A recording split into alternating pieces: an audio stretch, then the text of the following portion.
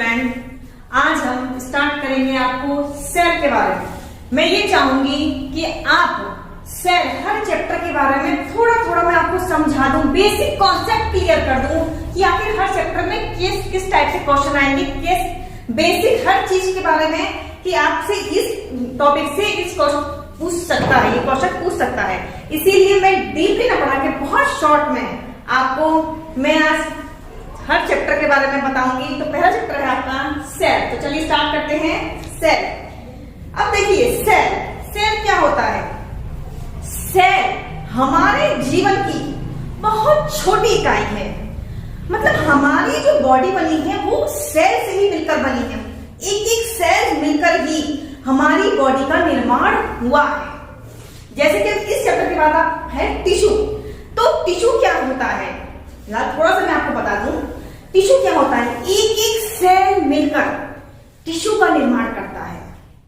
तो पहले हम यहाँ पर सेल का डिस्कस थोड़ा करें कि क्या है सेल। सेल जीवन की आधारभूत एवं प्रक्रियात्मक यानी बेसिक स्ट्रक्चर जिसे कहते हैं और फंक्शन यूनिट है। क्लियर है आपको क्या है सेल? सेल जीवन की आधारभूत संरचनात्मक एवं क्रियात्मक इकाई होती है। बहुत छोटी इकाई, बहुत छोटी यूनिट होती है। क्लियर है? इसके बाद से लेकिन इस सेल की स्टडी जब हम करते हैं तो इस सेल की स्टडी को क्या कहते हैं? Study of cell.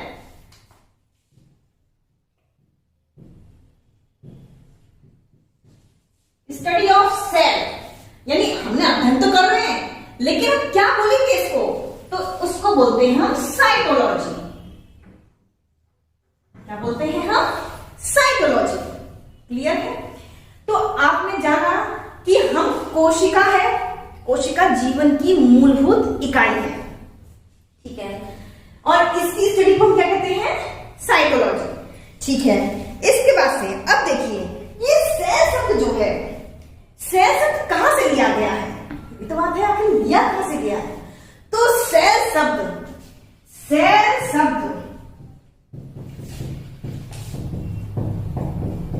लैटिन भाषा के सेलुला, किससे? सेलुला से लिया गया है।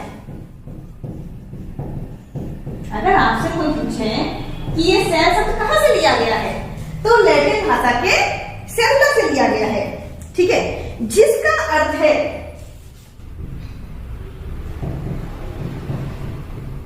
क्या अर्थ है इसका? देखिए ये आपका जो मैं बता रही हूं जिसका अर्थ है, ये आपका एक क्वेश्चन बनता है यहां पर। जिसका अर्थ है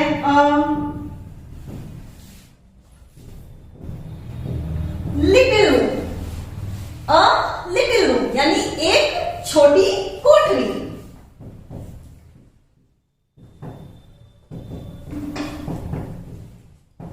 एक छोटी कोठरी। ठीक है, तो यहां से एक क्वेश्चन आपका बनता है ये में कि एक छोटी कोठी या इसके अर्थ को हम क्या कहते हैं? एक छोटी कोठरी। क्लियर है? अब देखिएगा सेल आपने पढ़ा भी कि सेल जीवन की मूलभूत इकाई है। इसकी स्टडी को हम क्या बोलते हैं? साइटोलॉजी। सेल शब्द कहां से लिया गया? सेलुला से। जिसका अर्थ क्या होता है? Little room. क्लियर है आपको, आप सभी को? ओके, अब देखिए अब इसकी खोज किसने करी थी? फादर ऑफ सेल यानी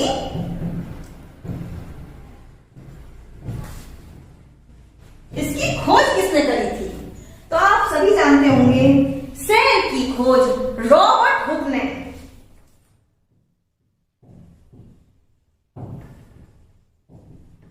रॉबर्ट हुक ने 1665 में की थी, यानी 1665 में करी थी। तो इन्हीं को हम कहते हैं फादर ऑफ सेल। यहां से भी आपका एक क्वेश्चन बनता है कि सेल की खोज किसने की थी? इन्होंने एक बुक लिखी थी जिसे कहते हैं माइक्रोग्राफिया। इनकी बुक का नाम है, किसकी बुक का नाम? रॉबर्ट रॉबर्ट हुक की बुक का नाम, ध्यान दीजिएगा।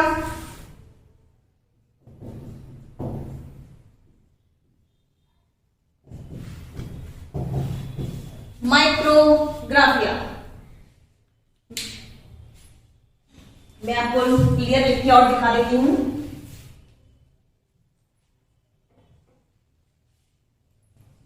अगर आप सभी को दिख नहीं रहा होगा तो मैं ऊपर लिख के दिखा देती हूँ कि बुक को क्या बोलेंगे हम, माइक्रोग्राफिया। क्लियर है? ठीक। अब देखिएगा, वास्तव में हुक ने तो सेल की खोज की थी, लेकिन इन्होंने खाली उसका बाहरी स्ट्रक्चर देखा था, इन्होंने उसके अंदर का जीव द्रव्य की खोज नहीं की थी। उन्होंने केवल जो केंद्रक था, हम क्या है, केंद्रक नहीं, कोशिका, जो कोशिका है उसकी खोज की थी। तो क्वेश्चन बनता है कि रॉबर्ट हुक ने या कोशिका की खोज किसने की थी? कोशिका की खोज रॉबर्ट हुक ने 1665 में की थी और इन्होंने एक बुक प्रकाशित की थी जिसका नाम था माइक्रोग्राफिया। क्लियर है आप सभी को? ओके, देखिएगा, आपने देखा सेल, फादर ऑफ सेल क्या है? रॉबर्ट हुक, उन्होंने खोज की थी। लेकिन रॉबर्ट हुक ने वास्तव में कोशिका में स्थित स्थूल कोशिकाओं की खोज की थी, ना कि उसमें स्थित पदार्थ की। क्लियर है? केवल उन्होंने स्थूल कोशिकाओं की खोज की थी। ठीक है, अब आगे बढ़ते हैं। अब देखिएगा, कोशिका में उपस्थित केंद्रक, केंद्रक होता है कोशिका में। अब कोशिका में उपस्थित केंद्रक की खोज किसने की थी? तो केंद्रक की खोज की थी रॉबर्ट ब्राउन ने। रॉबर्ट ब्राउन ने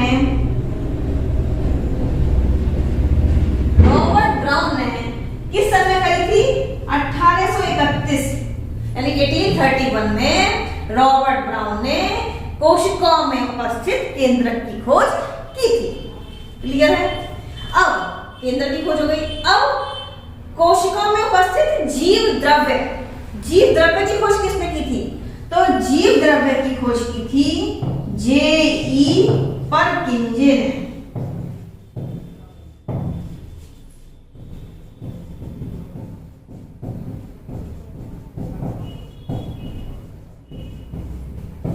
J.E. परकिंजे ने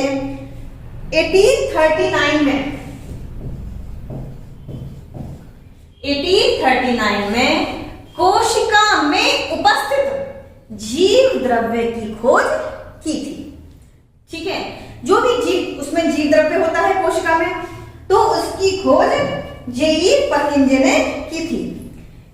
अब आगे देखिएगा, अब 1866 में हैकल नामक वैज्ञानिक ने क्या किया था?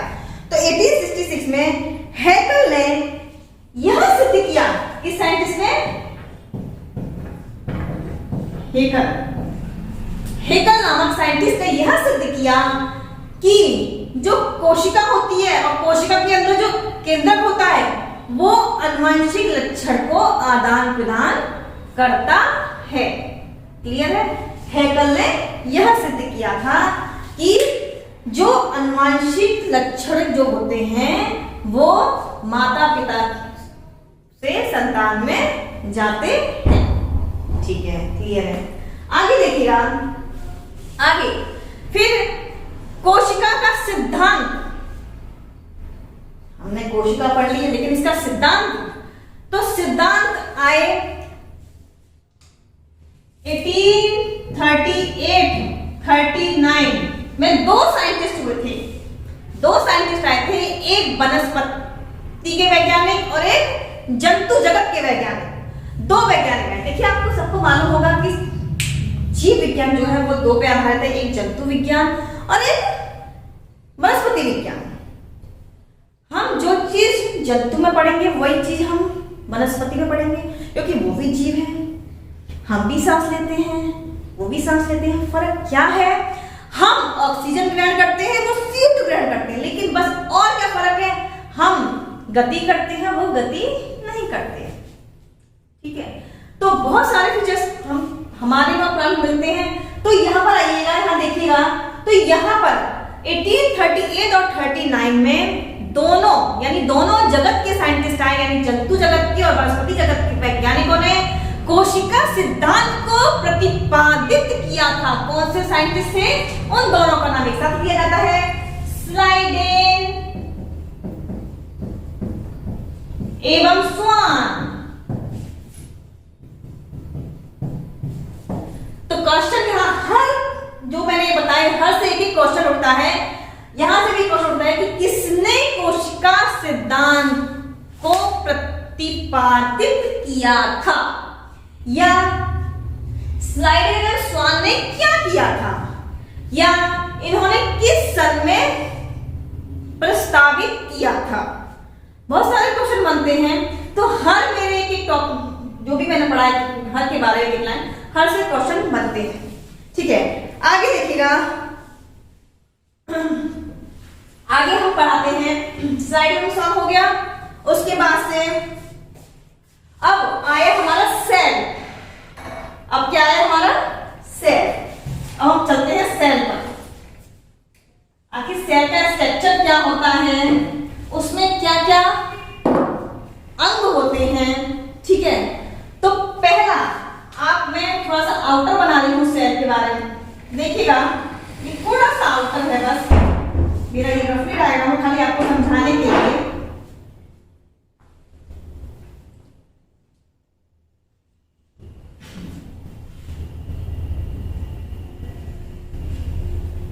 देखिएगा, हर कोशिका में पहला आएगा कोशिका झिल्ली। पहला आएगा आपका कोशिका झिल्ली, यानी कोशिका झिल्ली या प्लाज्मा लेमा। ये जंतु कोशिका और वनस्पति कोशिका दोनों में उपस्थित रहती है। यानी कौन सी? कोशिका झिल्ली, जो कि सबसे बाहरी लेयर होती है। कोशिका झिल्ली plant cell and animal cell दोनों में प्रेजेंट रहती है। ठीक है, और ये आवागमन यानी पदार्थों का आवागमन का कार्य करती है, यानी आदान प्रदान यानी अर्धपारगम्य झिल्ली का काम करती है। क्यों? क्योंकि हमारी कोशिका सूखी थोड़ी पड़ी है। अरे किसी लिक्विड में तो है, हमारी जो सेल है वो किसी लिक्विड में तो है ना, है। तो इसी यही कोशिका जब परासरण नियम होता है, मैं आपको यहाँ शॉर्टकट में बता दूं परासरण क्या होता है। ये परासरण क्या है ये? क्योंकि परासरण इसलिए बता रही हूं क्योंकि जो सेल होती है वो परासरण के नियम के आधार पर ही इसमें पदार्थ आते और जाते हैं। तो परासरण क्या है ये? ऑस्मोसिस। परासरण परासरण दो प्रकार का होता है, एक अंतः परासरण और एक बाह्य परासरण। क्लियर? देखिएगा, परासरण जब किसी कोशिका यानी कोई सी भी कोशिका ले लीजिए, उसमें जो जीव द्रव्य यानी कोई भी पदार्थ भरा हुआ है उसकी सांद्रता ज्यादा है और हम उस कोशिका को कम सांद्रता यानी किसी पानी में बहुत कम शक्कर के घोल में या बहुत कम नमक के घोल में रख दें, यानी उसकी कंसंट्रेट कम है। हमने एक बाउल लिया, आपने बाउल लिया, फॉर एग्जाम्पल देखिए, आप किशमिश लेते हैं, किशमिश को आप एक बाउल में डालते हैं और कुछ समय बाद या आपने रात में डाल दी, सुबह तक आप क्या देखते हैं कि वो किशमिश फूल जाती है। इसका रीजन क्या है? किस प्रोसेस से वो फूल गई? तो वो है प्रोसेस ऑस्मोसिस का, परासरण नियम लगा है उसमें। क्यों? क्योंकि परासरण में क्या होता है, अणु कम सांद्रता से अधिक सांद्रता की ओर गति करते हैं।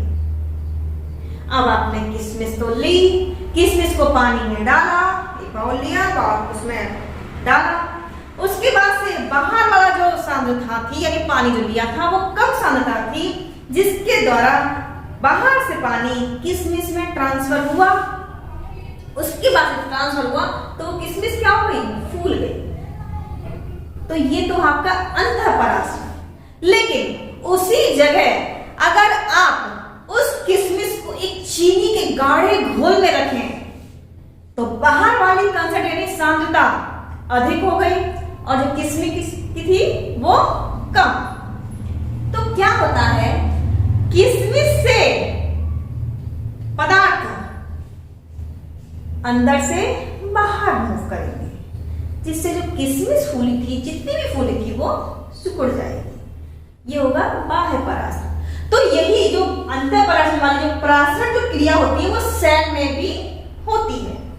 ठीक है, तो पहला हमने पहला था हमारा कोशिका झिल्ली, जो कि बाहर आउटर लेवल पर होती है।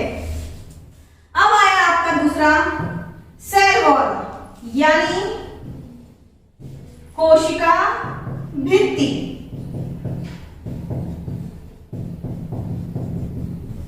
कोशिका भित्ति, कोशिका भित्ति केवल प्लांट सेल में ही होती है। ये एनिमल सेल में एब्सेंट होती है। ओनली केवल प्लांट सेल में ये प्रेजेंट रहती है। ठीक है, ये डिफरेंस है प्लांट सेल और एनिमल सेल का। ठीक है, देखिएगा हम पढ़ते हैं सेल वॉल यानी कोशिका भित्ति।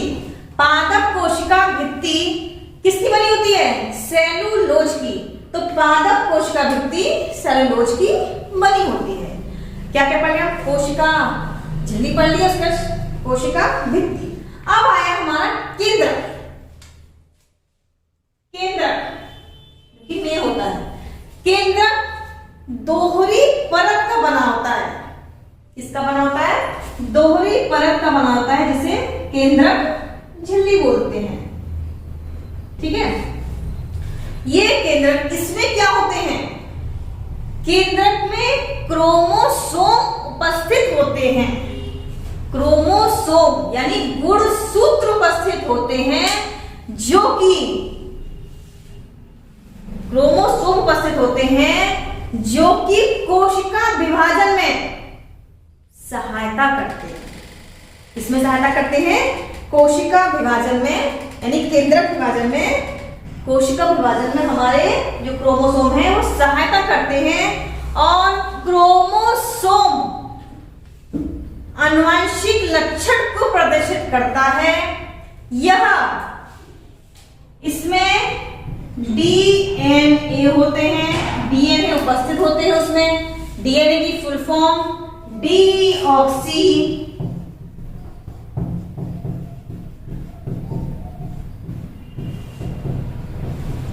Ribo nucleic acid. डीएनए की फुल फॉर्म है deoxy ribo nucleic acid. DNA क्या करता है, यह माता पिता से लक्षणों को संतान में पहुंचाता है। तो आप समझ ही गए होंगे, बहुत शॉर्ट में बताया है कि केंद्रक, केंद्रक दोहरी परत का बना होता है। केंद्रक में क्रोमोसोम होते हैं यानी गुणसूत्र होते हैं, जो कि और क्रोमोसोम पर डीएनए उपस्थित होते हैं, जो कि आनुवंशिक लक्षणों को माता पिता से संतान में पहुंचाने का कार्य करते हैं। ठीक है, अगला कोशिका है हमारा ईआर यानी एंडोप्लाज्मिक रेटिकुलम, अंतःद्रव्यी जालिका। एंडोप्लाज्मिक रेटिकुलम, अंतःद्रव्यी जालिका। देखिएगा ये दो प्रकार की होती है अंतःद्रव्य जालिका। ये क्रोमोसोम के चारों ओर लगी होती है। ये दो प्रकार की होती है, एक खुरदुरी, पहला है खुरदुरी यानी ईयर लिख दे रही हूं मैं, और दूसरा चिकनी, चिकनी खुरदुरी अंतर्द्रव्य जालिका, चिकनी अंतर्द्रव्य जालिका। अब ये खुरदुरी और चिकनी क्यों है? देखिएगा खुरदुरी कैसे बनती है, इस पर ER यानी एंडोप्लाज्मिक रेटिकुलम पर जब राइबोसोम उपस्थित हो जाते हैं, इस टाइप से राइबोसोम उपस्थित हो जाते हैं, तो वो खुरदुरी अंतर्द्रव्य जालिका कहलाती है। और राइबोसोम का कार्य क्या है? राइबोसोम प्रोटीन संश्लेषण का कार्य करता है। राइबोसोम का एक ही फंक्शन है, बहुत मेन। राइबोसोम क्या करता है? राइबोसोम प्रोटीन संश्लेषण का कार्य करता है। तो जिस अंतर्द्रव्य जालिका पर राइबोसोम लग जाते हैं उनको हम खुरदुरी अंतर्द्रव्य जालिका, और जिस पर नहीं लगे रहते उसको चिकनी अंतर्द्रव्य जालिका कहते हैं। अब देखिएगा ये क्या करता है, ये खुरदुरी अंतर्द्रव्य जालिका ये तैयार प्रोटीन को पहुंचाने का कार्य करता है, और चिकनी अंतर्द्रव्य जालिका ये चिकनी अंतर्द्रव्य जालिका ये वसा एवं लिपिड को पहुंचाने का कार्य करता है। देखिएगा अब आपने क्या पढ़ा अभी? अंतर्द्रव्य जालिका। अंतर्द्रव्य जालिका दो प्रकार की हमने बताया अभी। अब इसके बाद से नेक्स्ट आता है अंग कौन सा? लाइसोसोम। लाइसोसोम क्या करता है? लाइसोसोम कोशिका में उपस्थित टूटे फूटे अंगों की साफ करता है, ठीक है। और लाइसोसोम का एक बहुत महत्वपूर्ण कार्य है जो कि उसके लिए वो फेमस भी है। क्या करता है? जब भी कोशिका में कोई मेटाबॉलिज्म व्यवधान आ जाता है उसमें, तो वो क्या करता है? वो लाइसोसोम फट जाता है, क्योंकि पाचन जो भी कोशिका में पचन होता है उसको करने में सहायता करता है, लेकिन कोई भी व्यवधान आ गया तो वो खुद फट जाता है।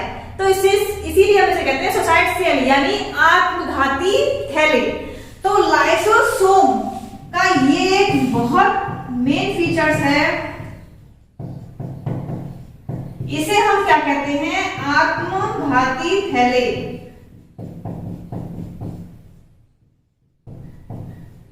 क्योंकि अगर कोशिका में कोई सी भी दिक्कत आती, कोई भी व्यवधान आता है, तो ये अपने आप को सुसाइड कर देते हैं।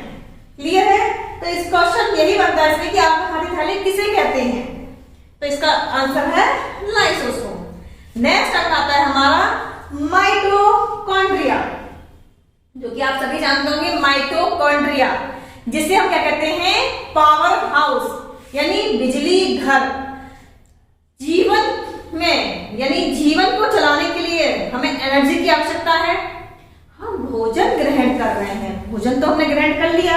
हम भोजन क्यों ग्रहण करते हैं? क्योंकि हमें एनर्जी मिले, ठीक है, एनर्जी मिले।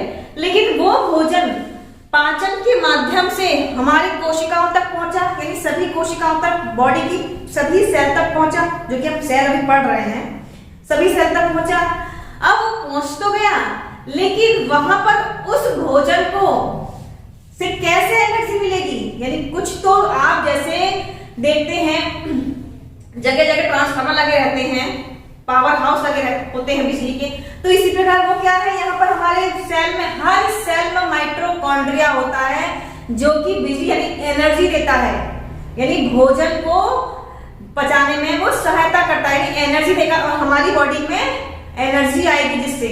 अब एनर्जी किसके रूप में संचित होती है? यानी माइटोकॉन्ड्रिया में एनर्जी एटीपी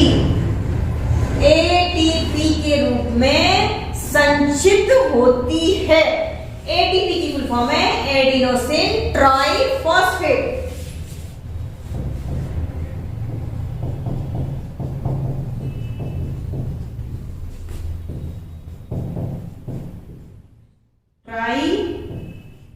ट्राइफॉस्फेट, इसी के माध्यम से माइटोकॉन्ड्रिया में ऊर्जा संचित होती है। ये जीवन के लिए आवश्यक क्रिया है, ठीक है। माइटोकॉन्ड्रिया की जो क्रिया है वो जीवन के लिए आवश्यक क्रिया है। इसके बाद से हमारा नेक्स्ट अंग आया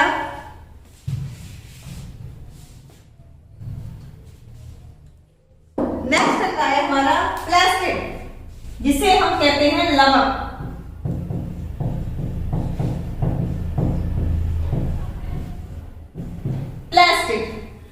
प्लास्टिड केवल पादप में होता है यानी प्लांट में।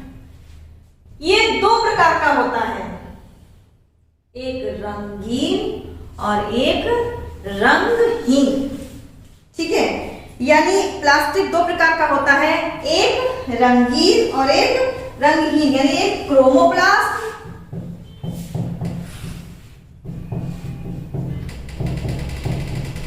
जिसे हम कहते हैं रंगीन। ठीक है, और दूसरा होता है ल्यूकोप्लास्ट, रंगहीन, और एक होता है हरित लवक। ठीक है, जो कि जिसमें हम क्या होता है क्लोरोफिल, और क्लोरोफिल के माध्यम से भोजन पौधे बना पाते हैं। किसकी क्रिया के द्वारा? प्रकाश संश्लेषण की क्रिया द्वारा पौधे भोजन को बनाते हैं। किसकी प्रेजेंट में? यानी क्लोरोफिल। सभी ग्रीन प्लांट में क्या होता है? क्लोरोफिल होता है।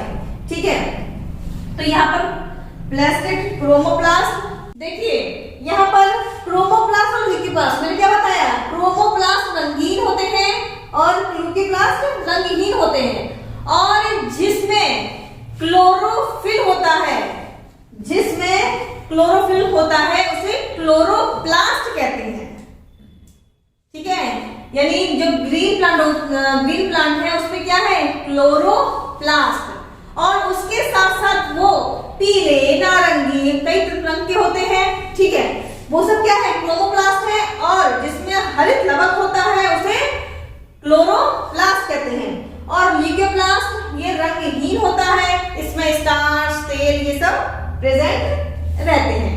ठीक है, नेक्स्ट अंग आया हमारा रसधानी यानी वैक्यूल। वैक्यूल जो होती है वो पादप में बहुत बड़ी होती है, एक या दो होगी, और लेकिन वो आकार में बड़ी होती है। पादप में यानी प्लांट सेल में रसधानी बड़ी होती है। ठीक है, और लेकिन जो जंतु है यानी जो एनिमल सेल है उसमें रसधानी बहुत छोटी छोटी और संख्या में अधिक होती है। ठीक है, जंतु कोशिकाओं में रसधानी छोटी होती है और पादप कोशिकाओं में रसधानी बड़ी होती है। ये क्या करती है? ये कोशिकाओं की स्फीति तथा कठोरता को प्रदान करती है। ठीक है, रसधानी क्या करती है? ये सेल में स्फीति तथा कठोरता को प्रदान करती है, इनका फंक्शन है, इनका कार्य है। ठीक है, तो अब हमने स्टार्ट करा था सेल चैप्टर। मैंने पहले आपसे बताया था, मैं बहुत शॉर्ट में पढ़ा रही हूँ, बस मेन फीचर्स बता रही हूँ किसके क्या है। बहुत शॉर्ट में आपको बताया कि ये इस चैप्टर में इस टाइप से क्वेश्चन आपसे पूछ सकते हैं। तो हमने सेल पढ़ा, सेल की स्टडी को क्या कहते हैं? Father of cell. फिर उसका केंद्रक की खोज किसने की थी? जीव द्रव्य की खोज किसने की थी? कोशिका सिद्धांत किसने प्रतिपादित किया था? अनुवांशिक लक्षण को सिद्ध किसने किया था कि ये अनुवांशिक लक्षण देता है? उसके बाद से फिर हम सेल के सभी अंग के बारे में आपको बताया। तो ये चैप्टर का बहुत शॉर्ट में और बहुत अच्छे तरीके से आप पढ़ें और खूब अच्छी तरह समझें। ठीक है, ओके, अब हम मिलते हैं नेक्स्ट वीडियो में। ओके।